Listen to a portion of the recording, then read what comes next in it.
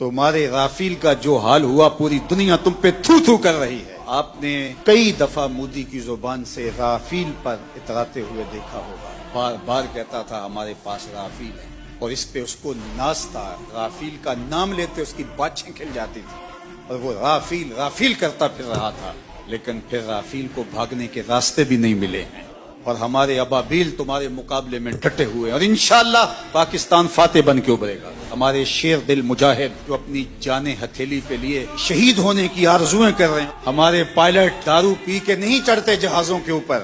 تم نے سمجھا کہ یہ باہمی افتراق میں مبتلا ہے اور آج اسرائیل کے بل بوتے پہ پھدک رہے ہو. اس کے ڈرون تم ہماری فضاؤں میں چھوڑ کے سمجھتے ہو کہ ہم بڑے بہادر بن گئے ہیں. یہ تمہارے ڈرون اور تمہارے طیارے اور تمہاری توانائی تمہارے لیے ہی جہنم بن جائیں گے. اور انشاءاللہ آج نہیں تو کل پاکستان کا جواب دیکھنے والا ہوگا, دنیا دیکھے گی انشاءاللہ.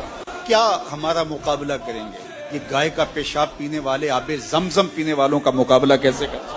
وہ گائے جس کا پیشاب اس کا اپنا بچہ نہیں پیتا, وہ دودھ پیتا ہے پیشاب نہیں پیتا, تو یہ کیا ہمارا مقابلہ کر پائیں گے؟ ان کی پتلونیں ابھی سے گیلی ہونی شروع ہو گئی ہیں. ذرا ان کی چیخ و پکار دیکھو, ان کے میڈیا ہاؤسز کے اندر کس طرح چیخ اور چلا رہے ہیں اور پیچھے ان کا خوف ملاحظہ کیجیے. اور اس قوم کا جذبہ بھی دیکھیے.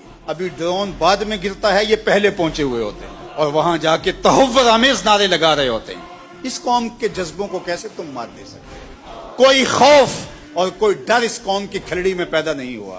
یہ قوم جو کہہ رہی ہے کہ فوری جواب دیا جائے, انہیں اپنی جانوں کا ڈر نہیں, یہ پاکستان کی آبرو کے لیے بات کر رہی ہے کہ ہماری سرزمین پر انہوں نے یہ جرأت کی. اس بزدل دشمنوں نے مسجدوں کے اوپر میزائل مارے. ہم ایسا نہیں کریں گے انشاءاللہ. ہم وہاں ماریں گے, تمہاری چیخیں دنیا سنے گی انشاءاللہ.